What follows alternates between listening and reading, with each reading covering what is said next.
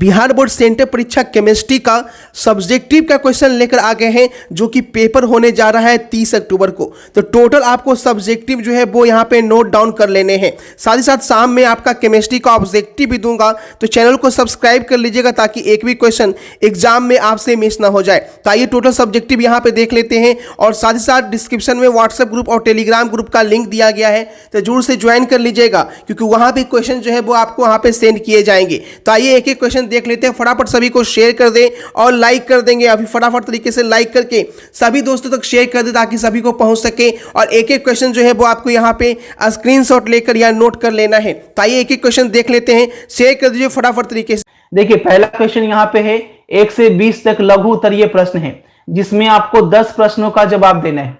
केवल 10 प्रश्नों का ही जवाब देना है और प्रत्येक के लिए 2 अंक मिलेगा, यानी 20 क्वेश्चन है लघु उत्तरीय में और 10 का ही जवाब दीजिएगा।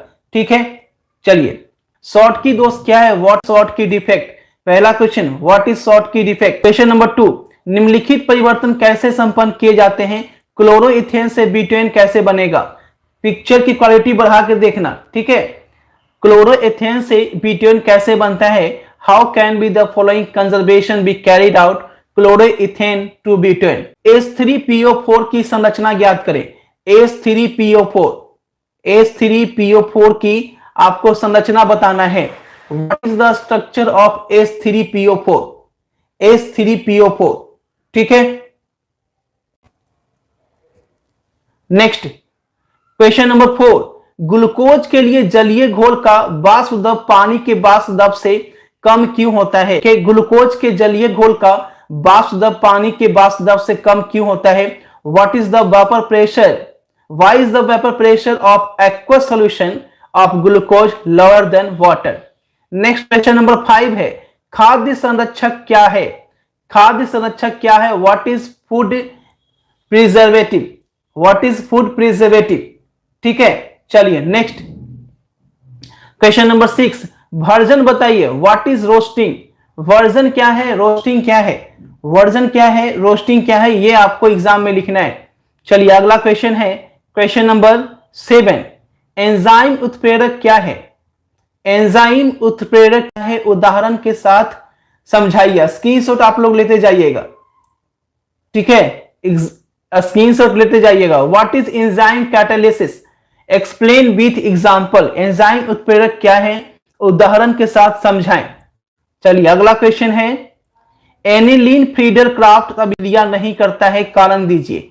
एनिलीन फ्रीडल क्राफ्ट जो है अभिक्रिया क्यों नहीं करता है, कारण दीजिए। Aniline doesn't undergo Friedel Crafts reaction, give reason, ठीक है। क्वेश्चन नंबर 8 का कारण बताना है, ठीक है। क्वेश्चन नंबर 9, लैंथोनाइड संकुचन क्या है। लैंथोनाइड संकुचन क्या है, what is lanthanide contraction. Lanthanide संकुचन क्या है, what is lanthanide contraction. Next question है, प्रथम कोटि की अभिक्रिया का वेग स्थिरांक 200 पर सेकेंड है, तो इस अभिक्रिया का अर्धकाल निकालें। क्वेश्चन नंबर 10 है, अर्धकाल आपको निकालना है। 200 पर सेकेंड वेग स्थिरांक है, इसका अर्धकाल क्या होगा। क्वालिटी बढ़ा के देखिए, साफ दिखेगा। चलिए नेक्स्ट है, ग्लाइकोसाइडिक। ग्लाइकोसाइडिक बॉन्ड से आप क्या समझते हैं। ग्लाइकोसाइडिक बॉन्ड से आप क्या समझते हैं, ग्लाइकोसाइडिक लिंकेज। नेक्स्ट है, आईयूपीएसी नेम लिखना है आपको। दिए गए यौगिक का आईयूपीएसी नेम लिखिए। ऑप्शन ए बी इसका आईयूपीएसी नेम लिखना है आपको। चलिए क्वेश्चन नंबर 13 है, एसेटिक अम्ल को मिथाइल एमीन में आप कैसे परिवर्तित करेंगे। How will you convert acetic acid into methyl amine. Question number 14 है, उत्कृष्ट गैसों के गलनांक एवं क्वथनांक बहुत कम होते हैं, इसे समझाइए। उत्कृष्ट गैसों के गलनांक एवं क्वथनांक बहुत कम होते हैं, समझाएं। Noble gases have very low melting and boiling points, discuss. क्या आप जिंक के पात्र में कॉपर सल्फेट का विलयन रख सकते हैं। Can you store copper sulphate solution in zinc pot, ठीक है। चलो नेक्स्ट, टेलीग्राम में लिंक मिल जाएगा, अगर वीडियो यहां पे मिलता है तो टेलीग्राम में देख लीजिएगा। निम्नलिखित तत्वों का इलेक्ट्रॉनिक विन्यास लिखना है आपको। Hc और कॉपर Z बराबर 21 Z बराबर 29 दिया गया है। आप इसका विनाश लिखना है आपको। नेक्स्ट है मिथेनॉल। मिथेनॉल और इथेनॉल, मिथेनॉल और इथेनॉल में आपको अंतर स्पष्ट करना है। मिथेनॉल और इथेनॉल में आपको अंतर स्पष्ट करना है। Differentiate between methanol and ethanol. Next है क्वेश्चन नंबर 18, जेडेनो को ठोस गर्म करने पर पीला क्यों हो जाता है? Why does white ZnO become yellow on heating? Question number 18, question number 18, ठीक है। नेक्स्ट क्वेश्चन नंबर 19 है आपका, ठीक, इसकी तुलना जो है पी डाइक्लोराइड बेंजीन का गणक एवं विवेचना कीजिए, ठीक है। हाई क्वालिटी पे जाके देखिए, पिक्चर की क्वालिटी को हाई कीजिए।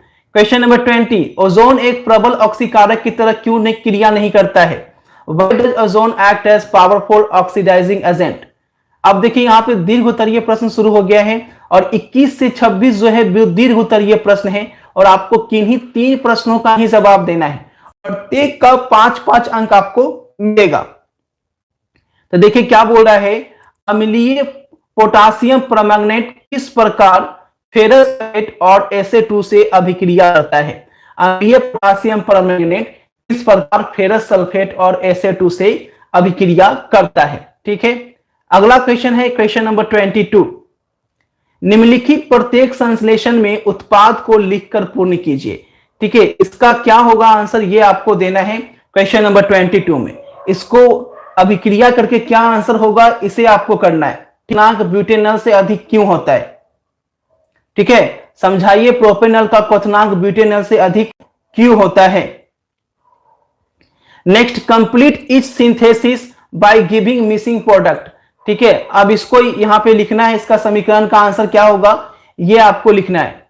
नेक्स्ट है क्वेश्चन नंबर 23, हेनरी के नियम तथा इसके कुछ महत्वपूर्ण अनुप्रयोगों को लिखिए।